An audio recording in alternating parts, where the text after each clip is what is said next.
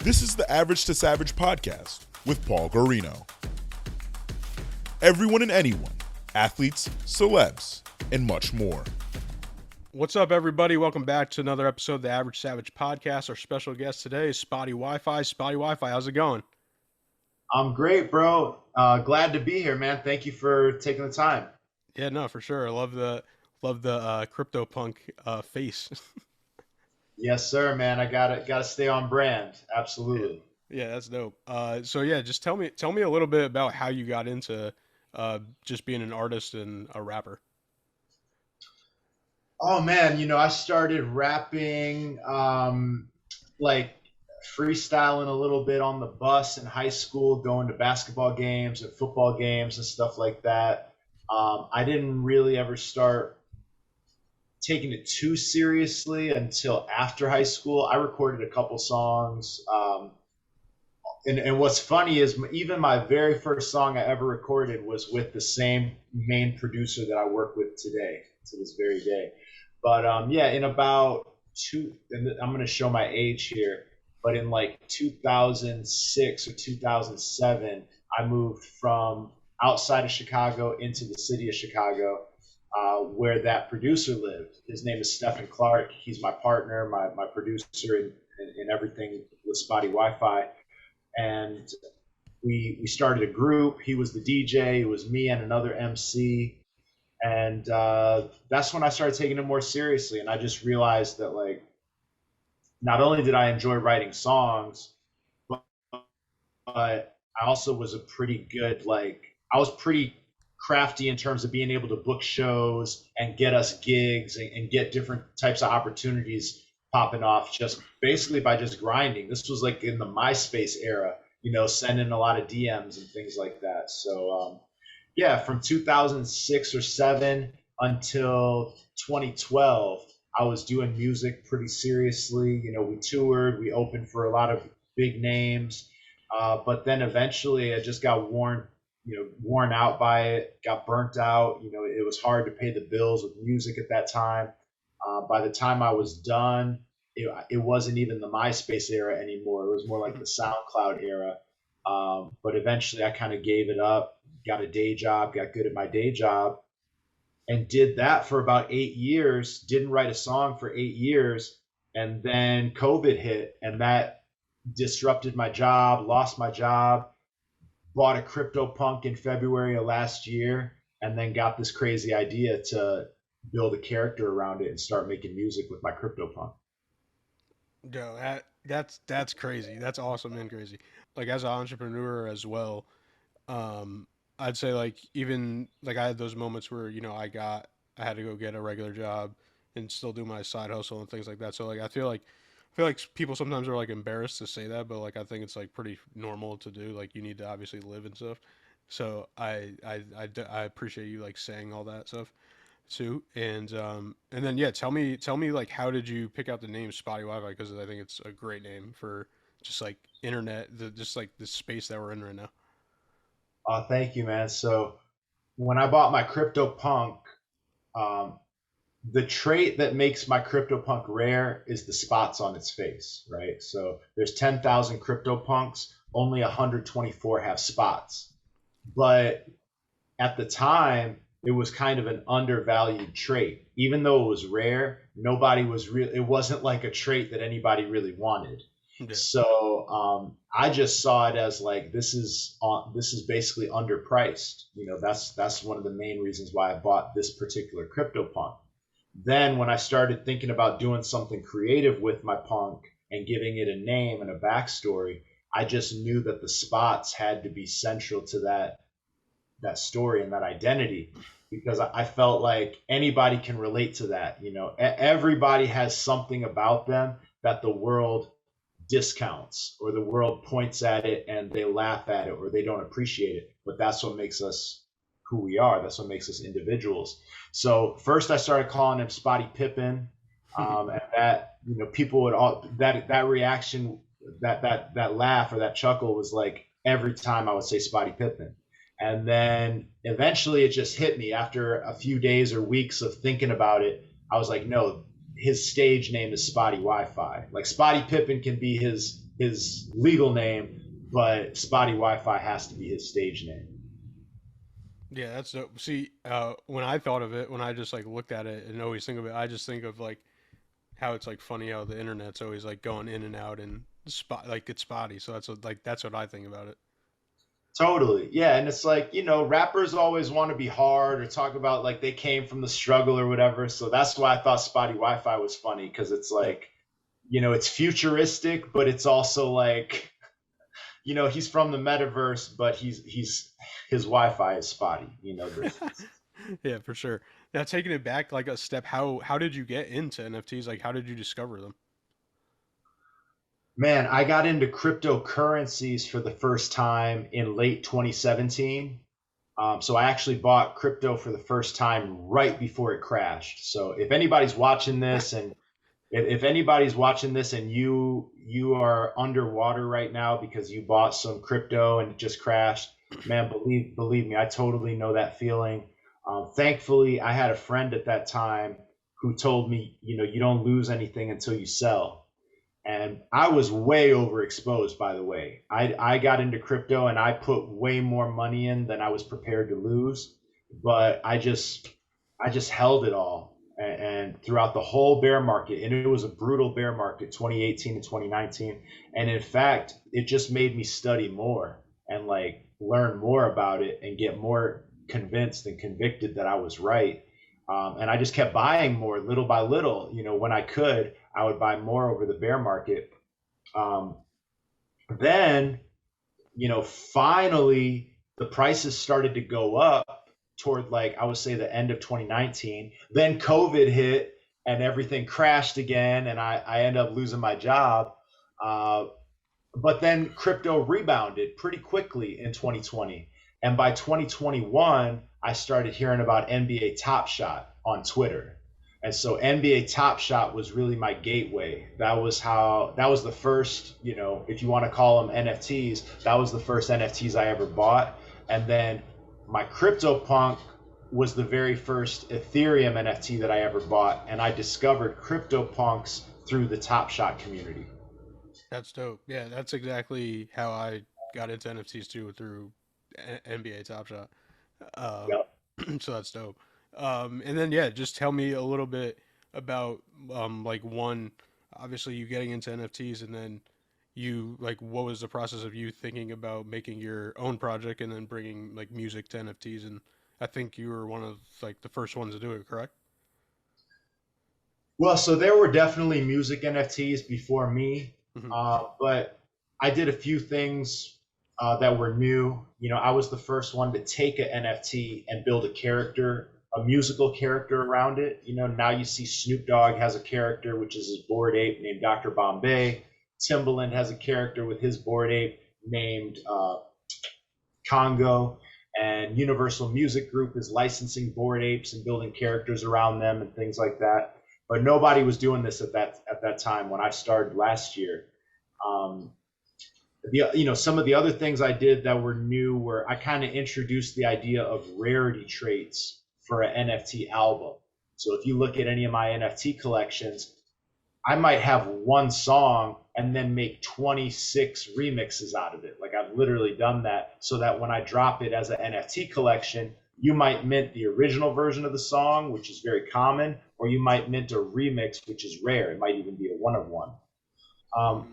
so what kind of inspired me to get started was, well, I was definitely inspired by the band The Gorillas, or like any artist that ever had an alter ego or a pseudonym, things like that.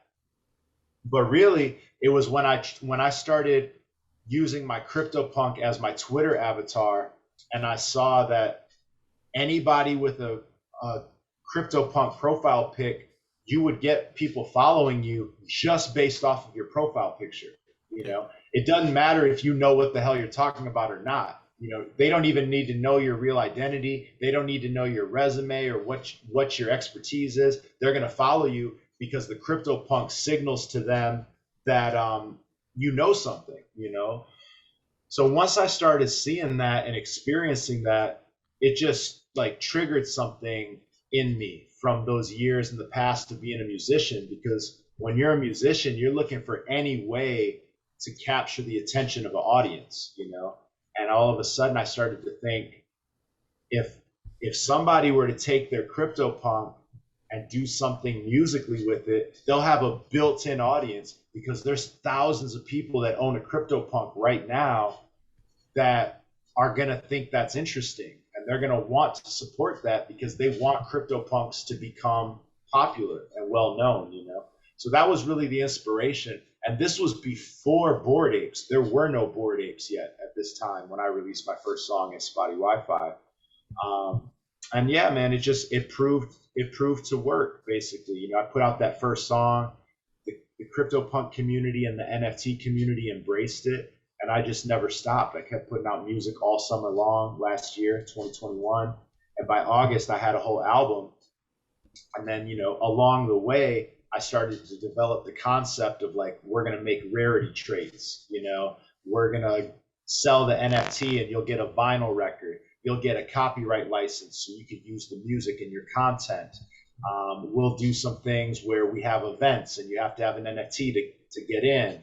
You know, occasionally I'll ask my NFT holders to help me make a decision, like which song should I put out next? Who should I try to get to feature on a song, and let them vote and things like that. So we just, my producer and me, we just kind of took things that we saw working for bigger NFT projects outside of music and figured out, how do we translate that for a music project? Yeah. So how many of those did you come out? Like, how many songs have you come out with? Like, and like, what was the first one? Was it just one song, or was it like an album? So the first NFT drop was an album. Okay. The album had 7 songs on it. When you minted the NFT, you might mint one of those 7 songs, or you might mint one of 24 remixes. The remixes aren't on the album, but the remixes are more rare in the collection than the songs that are on the album. And each of them have their own unique artwork, so you can kind of see visually whether you got a rare or if you got something that was more common. And so we made 2,000 total NFTs. 2,000 total NFTs. We sold them for 0.03 Ethereum each. And so that's 60 Ethereum total, and it sold out in under 60 seconds. And that sort of became the headline. You know, the CryptoPunk rapper made 60 Ethereum in 60 seconds. But really the story, if you dig deeper than the headline, the story is like, we spent 6 months leading up to that, you know, really building relationships in the community, and of course focusing on the music and doing a lot of work with the smart contract developers to get it all prepared.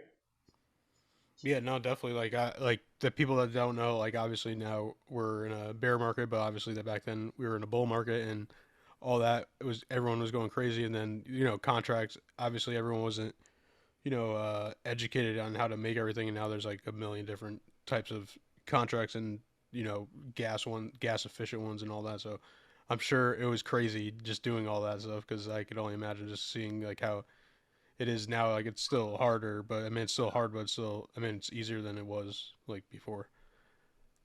For sure, yeah. Finding a team of developers was one of the hardest things, and I'm super grateful for them. I work with a team called West Coast NFT.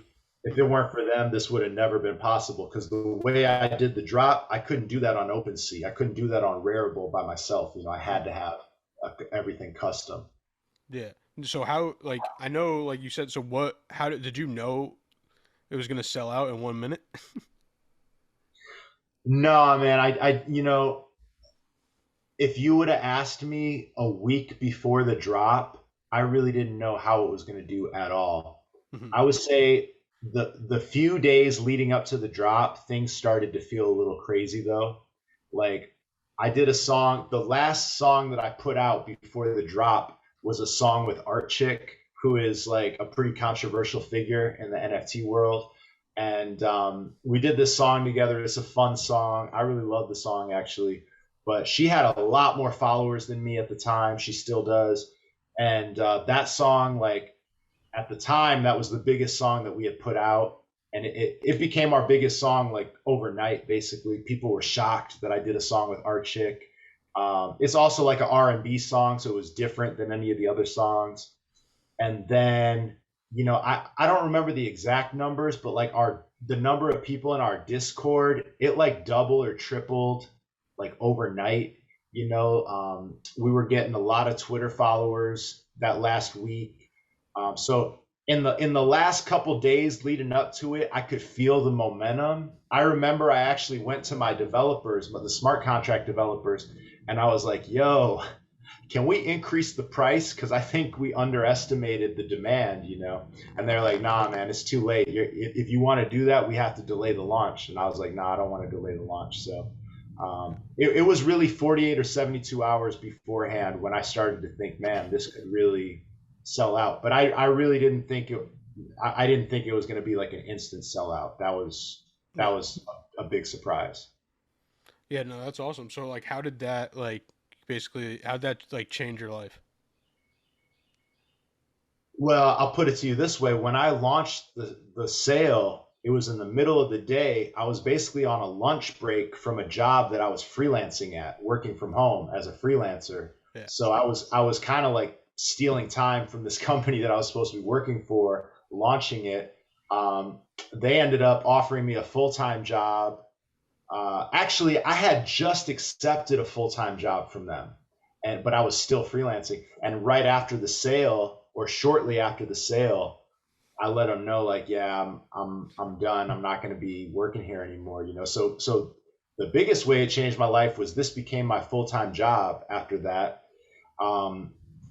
It also changed my life in that I got more recognition for my music and for my innovation in this Web3 world than I ever got for anything I've ever done before.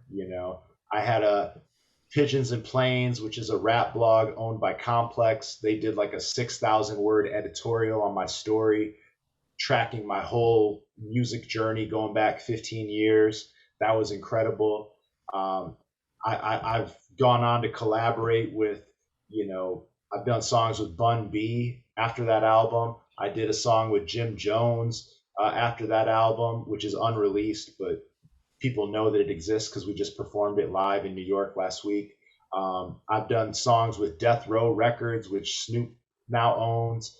I've just had some crazy life experiences in the past year that I would have never ever expected. Been able to meet legendary MCs that I looked up to growing up and listened to as as a kid and stuff, and just been in a position that is super privileged position where some of these people that I've always looked up to and admired, they're now looking at me as somebody that is a thought leader in the space, and we're learning from each other, which is incredible. Yeah, no, for sure. Like, I wouldn't say I had the same type of like life changing experience in 60 seconds, but it's definitely impacted my life a lot too, just because like the people I met and the connections I made just through like Twitter and Twitter Spaces and all that. It's been like crazy. Like one of like Nikki Diamond's founder of Diamond Supply Co. was like one of the reasons why like I started my clothing brand originally, and then now like I'm like I'd say I'm kind of friends with them now. Like it's like we talk on Twitter Spaces and shit.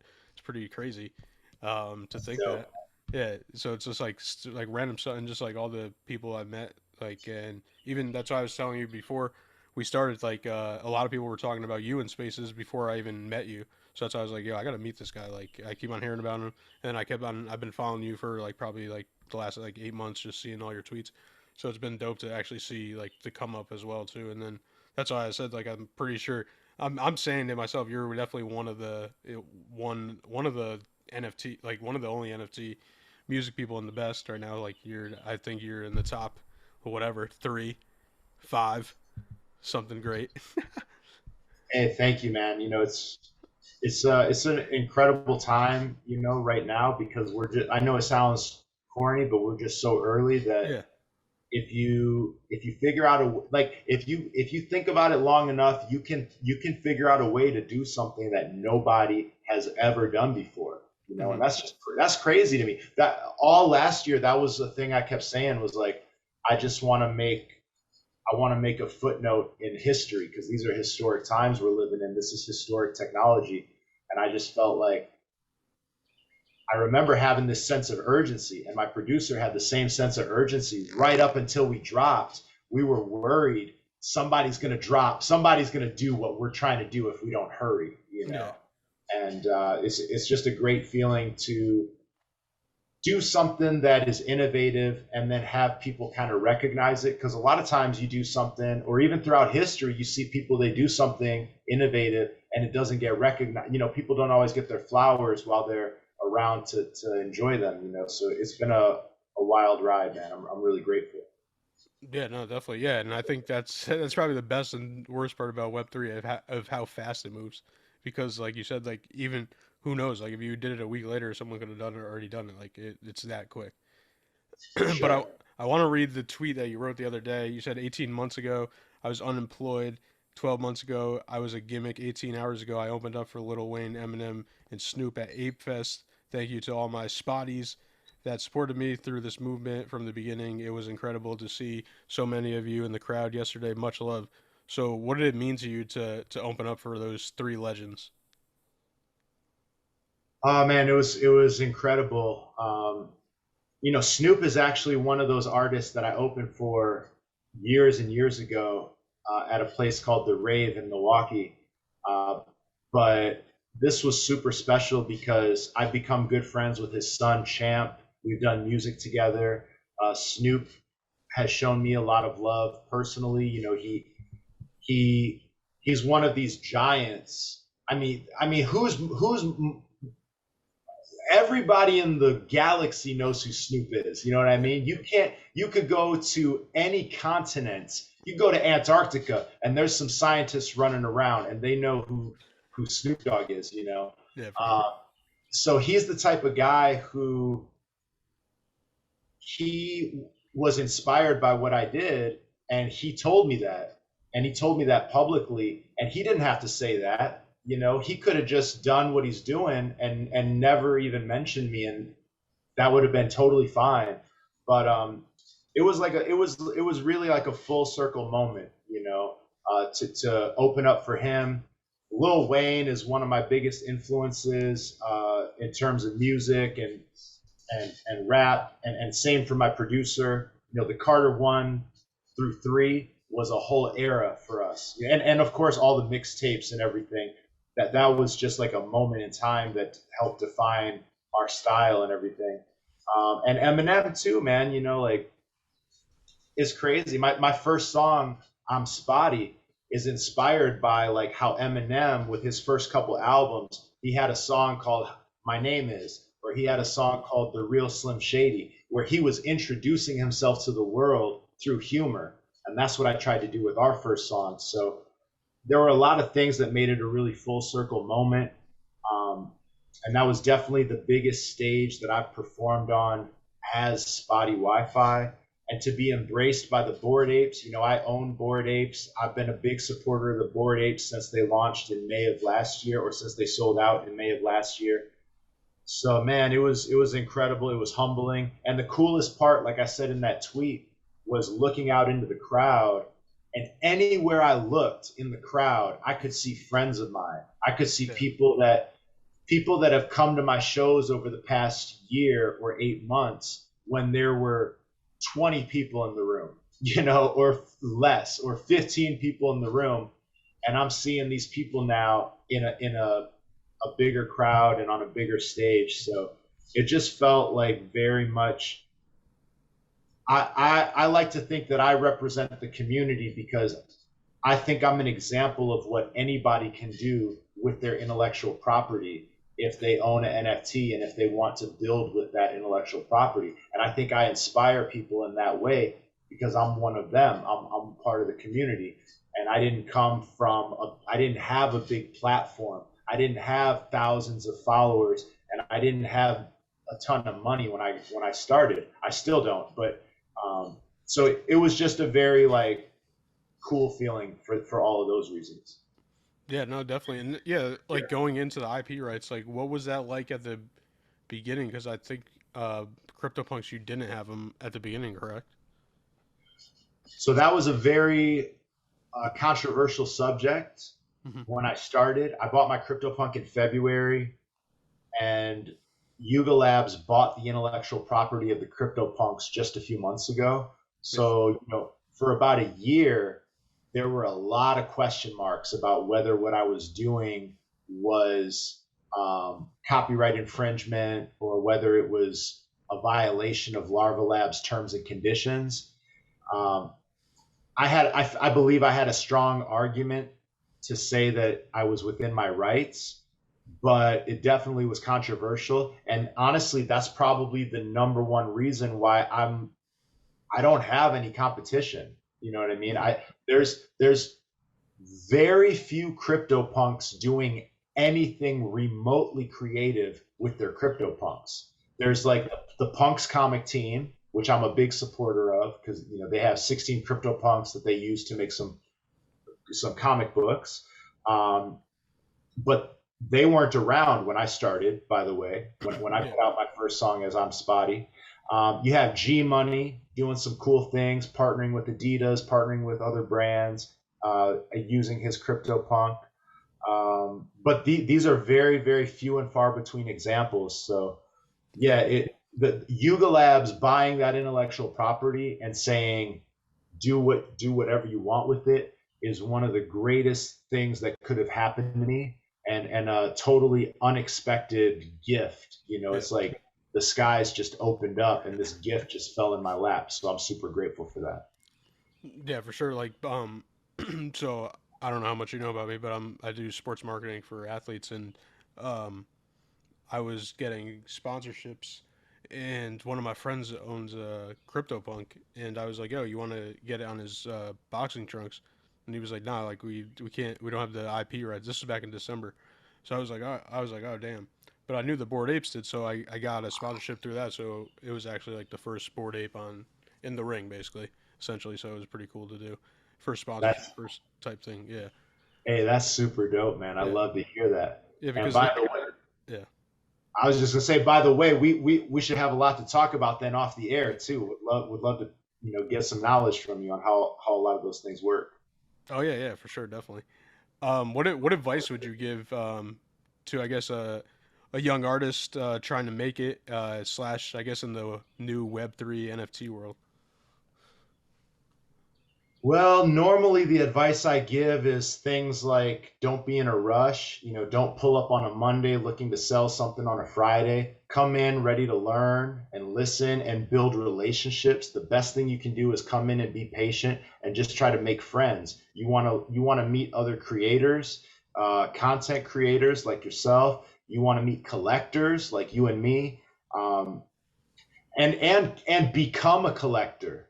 Become a collector before you become a Web3 creator, honestly, because you're going to learn a lot by collecting. You're going to learn what is easy about collecting, what's difficult about collecting, and what are the thought processes that go on in a collector's mind. What are the motivations for a collector? There's different people collect different things for different reasons.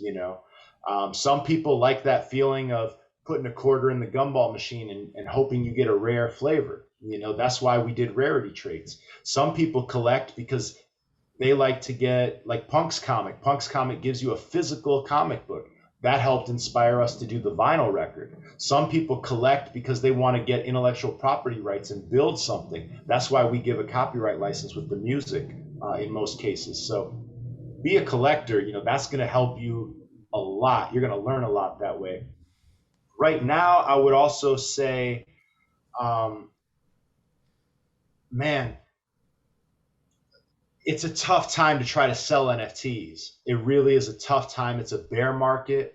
Um, you might have an idea today that was $1 million idea 6 months ago. Now that idea, maybe the best thing you could do is let people get it for free and then earn royalties when they trade it or sell it on the secondary market. You got to be agile. You got to be willing to adapt because this is a very fast moving market.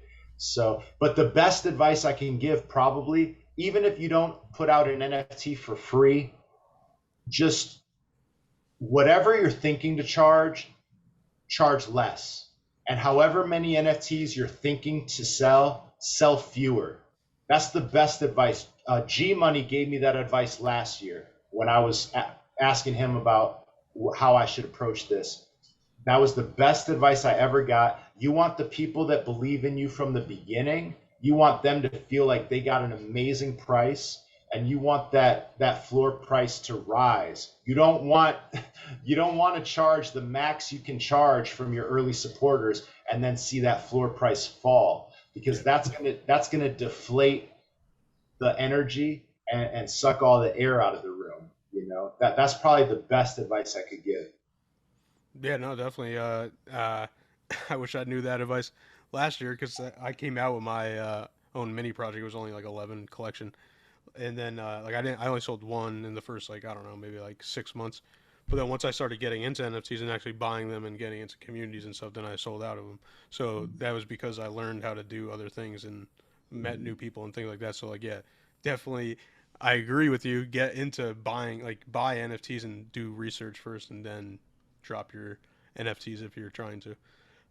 And all right, you ready for some fun questions? Let's do it. All right, who's your favorite artist of all time? Nas, the GOAT. All right, he's been doing a lot of innovative things too. I don't know if you've seen, besides him having his own, NFT platform, streaming and all that, but he Coinbase. I think he was an early investor, and he made more money than he did in his whole career. So that's crazy. Yes, sir. Absolutely. Um, who's like your dream collab song with? Is it Nas as well? Yeah, I mean, he's definitely at the top, right up there at the top of the list. I also, I'm a Midwest kid, lived in Chicago for a decade, so I'm gonna put Kanye on that list. Kanye, Nas. I mean, of course, Jay-Z's on that list. Yeah. Man, I gotta put Snoop on the list for real, for real. Like, I've done songs with Snoop's son and some of the other Death Row artists, but I gotta get a song with Uncle Snoop at some point. Yeah, no, definitely. Um, what's something people don't know about you? Okay, something people don't know about me. Some people do know this, so I guess this is not exactly answering the question, but a lot of people don't know that back in the day I did go to law school. I passed the bar in the state of Illinois. So when I talk about intellectual property and things like that, these are things that I'm passionate about. So, like and I have a marketing background. I really didn't enjoy being a lawyer. I was only a lawyer for like a year, and then I said, forget that, and I started working at ad agencies. So this world of NFTs is like the intersection of a lot of things that I'm really interested in, between like, music and art and intellectual property and marketing and building communities and stuff like that. So that's one thing that very few people probably know or realize. Um, Another thing I'll say, a lot of people don't know, I'm Latino, I'm Costa Rican, and yeah, that's not something a lot of people. I'm always wearing the mask if I'm online, 99% of the time. And even if you saw me, I'm pretty fair complexion. You wouldn't necessarily guess that at all. Yeah, for sure. I mean, that's dope. So you passed the bar. Does that mean, do you have to like renew that, or like, so can you still be a lawyer, or would you have to retake it? I'm not a practicing lawyer. I Yeah. would never have to retake the exam, Or but I will have to pay like yeah, a yearly due to the, yeah, what yeah, is it, the American Bar Association or the Illinois, whatever the thing is called. But I just don't even do that anymore. So my yeah. license is basically on hold, and I Gotcha. don't Well, practice. that's a crazy fallback. I'll just say that. Yeah, yeah, no, that's what it is at this point. There were times during COVID when I was unemployed or freelancing. There were times when I was like, you know what? I think I got to reinstate this license and get back, Yeah. have that as a fallback right now. It never quite came to that, thankfully, because man, I'm telling you, lawyers work hard for their money, man. Yeah. It's not to me, it's not fun work. Yeah. Some lawyers have fun jobs. Don't get me wrong, but Mhm. yeah, I'm very grateful to be doing what I'm doing right now. Yeah, for sure. Well, I appreciate you coming on, and could you let the listeners know where they could follow you at? Absolutely, man. Check me out at SpottieWiFi.io. That's SPOTTIE, SpottieWiFi.io. On Twitter, Instagram, TikTok, any platform you can think of, it's just at Spottie Wi-Fi. And if you go to my website and you wanna talk to me personally or anything like that, hop in my Discord. The link is right on my website. I'm in my Discord every day, and there's a lot of like-minded people that are music fans and NFT collectors in there. If this type of conversation is interesting to you, that's a cool place to hang out. And thank you, man. I appreciate the opportunity. I appreciate you sharing your time and your platform. Yeah, no, for sure. Appreciate it again.